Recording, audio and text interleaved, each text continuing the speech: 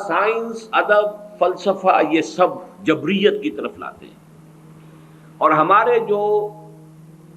کلامی نظریات تھے ان میں سے مرجیہ وہ ہے کہ جنہیں بس یہ کہ کسی عذاب ثواب کا کوئی وہ نہیں ہے، کوئی عذاب کا کوئی سوال ہی نہیں، امید ہی امید ہے، اس لیے کہ جب مجبور ہے تو سزا کائے کی دے گا، وہ جو کچھ کر رہے ہیں ہم اس کے جبر کی وجہ سے کر رہے ہیں، سزا کا کوئی سوال نہیں۔ تو اگرچہ جبریہ کا لفظ جو ہے وہ نہیں آیا ہے جیسا کہ وہ احادیث ہم پڑھ چکے ہیں، لیکن مرجیہ کا لفظ آیا ہے، تو ان کی بھی مذمت، ان کی بھی نفی کی گئی ہے۔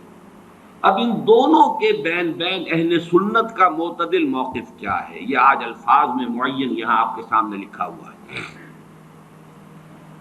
انسان کو ارادے اور انتخاب کی آزادی حاصل ہے، یہ مذہب ہے جو آپ کو ایک ہستی اور شخصیت عطا کرتا ہے کہ آپ بھی کچھ ہیں۔ سائنس نفی کرتی ہے، وہ تو وہی لطیفہ وہ ملا نصر الدین کا کہ دو سیر قیمہ لے کر آئے تھے کہ ذرا کباب بنانا، اہلیہ کو دیا، خود چلے گئے کہیں کام باہر، اہلیہ کے کہیں اپنے میکے سے رشتہ دار کو آ گئے، انہوں نے سب پکا پکو کے کھلا دیا۔ اب آئے ملا نصر الدین کہ بھائی وہ ذرا کباب بنا کے لاؤ، کہ وہ تو سب بلی کھا گئی، کہ سارا کھا گئی، سب کھا گئی۔ بلی کو پکڑ کے تولا تو وہ بھی 2 سیر، کہ اگر یہ بلی ہے تو وہ کباب کہاں ہے، اور یہ اگر کباب ہے تو بلی کہاں ہے؟ اگر قدرت کاملہ محیطہ قاہرہ هو القاہر فوق عبادہ، صرف قادر نہیں ہے، قاہر، یہ بھی لفظ شاید گالی لگے آپ کو، معاذ اللہ، قل هو القادر فوق عبادہ، قل هو القاہر فوق عبادہ، وہ قادر ہی نہیں قاہر ہے۔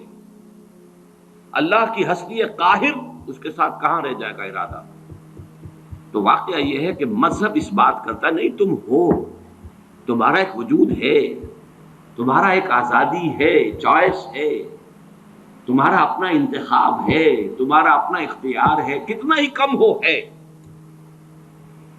اور اسی کی بنیاد پر وہ مکلف اور جواب دہ ہے، رسپانسبل اینڈ اکاؤنٹیبل۔ اگر آزادی نہ ہو تو اکاؤنٹیبلٹی کا سوال نہیں، رسپانسبلٹی کا سوال نہیں، لیکن ایک جانب اس کے کسی بھی ارادے کا پورا ہونا بالکل یا اللہ کے اذن اور اس کی توفیق و تیسیر پر منحصر ہے۔ ارادہ آپ نے کیا، اس کا پورا ہونا آپ کے اختیار میں نہیں ہے، ارادہ کر دینے کا اختیار آپ کو تھا۔ اب ظاہر بات ہے کہ اس میں نہ معلوم کتنے فیکٹرز ہوں گے، there's many a slip between the cup and the lip۔ ارادہ تو آپ نے کیا ہے، خارجی عوامل ہو سکتے ہیں، مادی عوامل ہو سکتے ہیں، کوئی شخص طاق میں بیٹھا ہوا ہے کہ آپ کا ارادہ پورا نہ ہونے دے، کوئی اور قوت ہے کہ جو رکاوٹ ڈال رہی ہے، اور سب سے اوپر یہ کہ اللہ کا اذن نہیں، اللہ کی تیسیر نہیں، اللہ کی توفیق نہیں، تو یہ وجود میں آ ہی نہیں سکتا۔ گویا انسان صرف کاسب اعمال ہے، خالق اعمال نہیں ہے۔ یہ الفاظ ہیں کہ جو اہل سنت کے اعتبار سے بہت اہم ہے۔ کسب ہے کمائی،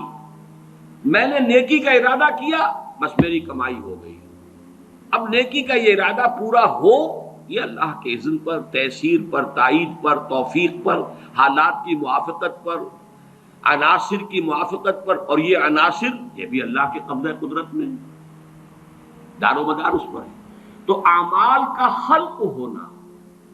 واللہ خلقکم وما تعملون، اللہ ہی نے تمہیں بھی پیدا کیا ہے، تمہارے اعمال کو بھی پیدا کیا ہے، تم اپنے اعمال کے خالق نہیں ہو، لیکن چونکہ اس میں ابتدائی ارادہ تمہارا تھا، ابتدائی جو ہے چوائس تمہارا تھا، کاسب ہو گئے اور نیکی تم نے کما لی، یا بدی کا جو بھی ہے تمہارے اوپر وبال آ جائے گا۔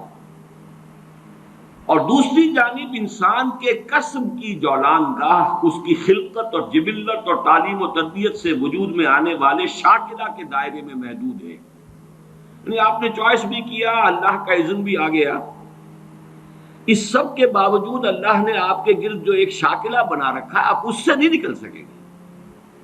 وہ شاکلہ مستقل ہے، اور جیسا کہ پچھلی مرتبہ میں بیان کر چکا ہوں، یہ شاکلہ جبلت سے بنا ہے، یہ حدیث ہم پڑھ چکے ہیں۔ الناس معادن کمعادن الذهب والفضہ، انسان بھی معدنیات کے مانند ہے، جیسے سونے کی معدنیات،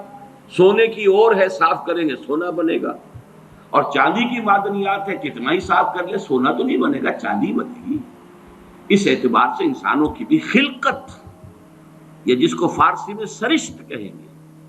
اور جدید سائیکالوجی کی اصطلاح میں جبلت کہیں گے، ما جبل علیہ، حدیث کے اندر بھی الفاظ یہ ہے ما جبل علیہ، اس پر جو ہے اس سے ایک شاکلہ وجود میں آ گیا ہے، اس کی بنا پر آپ جو محنت کریں گے اس کے نتائج نکل آئیں گے۔